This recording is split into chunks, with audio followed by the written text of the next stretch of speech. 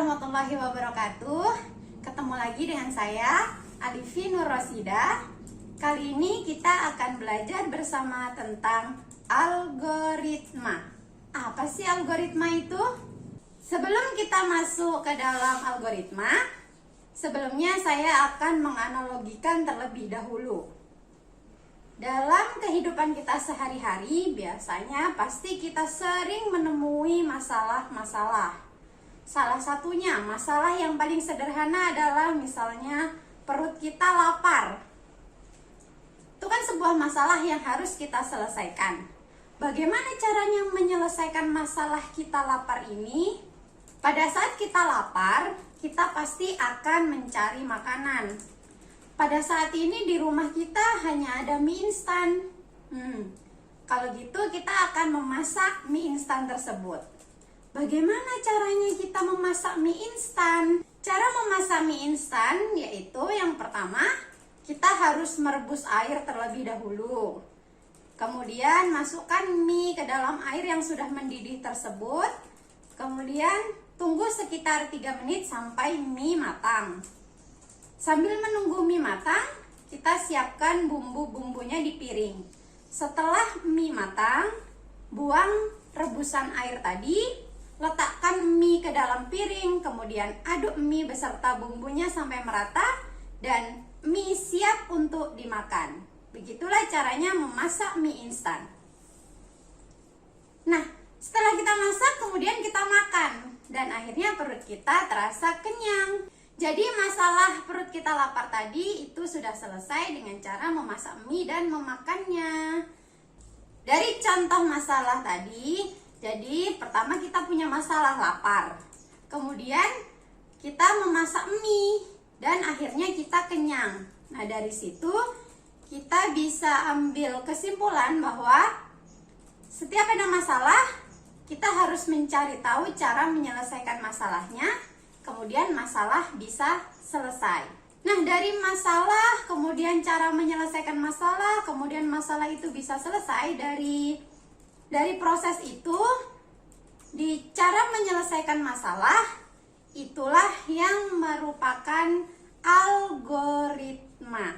Jadi, pengertian dari algoritma adalah urutan dari beberapa langkah logis dan sistematis yang digunakan untuk menyelesaikan masalah tertentu. Di sini kata logis dan sistematis saya beri penekanan karena algoritma itu biasanya digunakan untuk menyelesaikan masalah-masalah yang ada di komputer. Jadi harus logis dan harus sistematis. Dalam algoritma itu ada yang namanya input, ada yang namanya proses, dan ada yang namanya output. Input adalah data-data yang diperlukan dalam menyelesaikan suatu masalah. Nah, input itu nanti akan diproses. Di proses tersebut nanti akan menghasilkan output, di mana output tersebutlah yang akan menyelesaikan masalah tersebut. Contoh tadi yang kita membuat mie instan, itu adalah algoritma dalam kehidupan sehari-hari. Nah, sekarang kita ke algoritma dalam pemrograman. Contoh masalahnya misalnya, ada masalah 3 ditambah 5 itu sama dengan berapa? Kita akan menyuruh komputer untuk menyelesaikan masalah tersebut. Nah, dari masalah ini, komputer tuh harus kita beritahu bagaimana cara atau urutan dalam menyelesaikan masalah tersebut. Untuk masalah yang 3 ditambah 5, itu kan masalah menjumlahkan 2 buah bilangan. Jadi kita bisa membuat algoritmanya seperti berikut. Yang pertama, masukkan bilangan pertama. Karena tadi 2 buah bilangan, jadi kita butuh 2 bilangan. Setelah memasukkan bilangan pertama, kita masukkan bilangan kedua.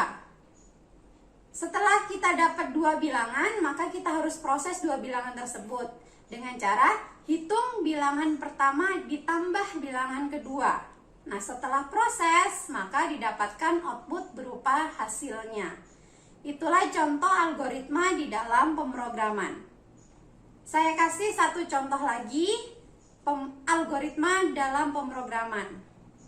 Contoh masalah untuk menghitung luas segitiga.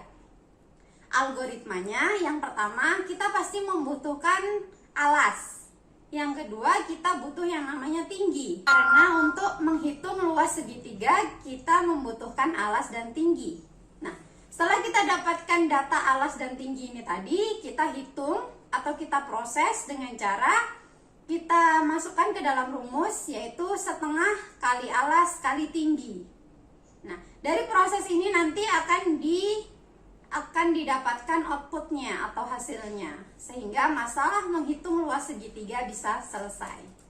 Begitulah algoritma di dalam pemrograman. Oke, dari penjelasan saya ini kalian sudah paham tentang algoritma?